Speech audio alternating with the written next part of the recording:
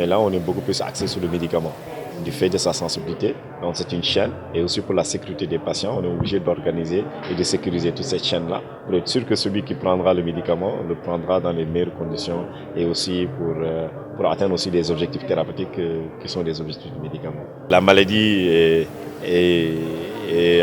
liée à la vie. On peut pas, tant qu'on est des vivants, il est possible et il est même normal que nous tombions souvent malades.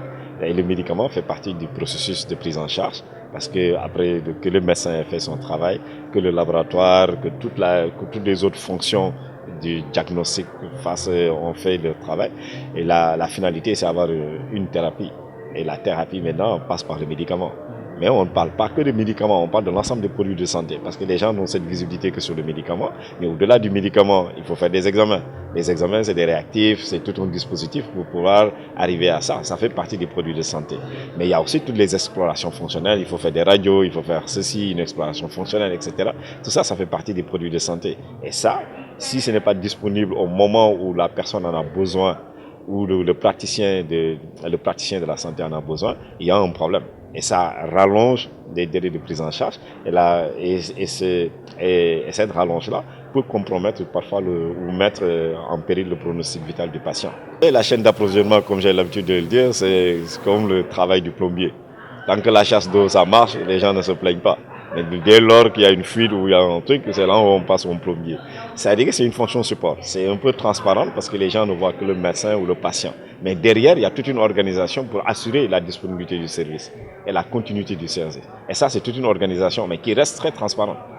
Or, sans ces services-là, le patient ne peut pas bénéficier de la meilleure prise en charge pour retrouver son bien-être, qui est l'objectif justement du traitement.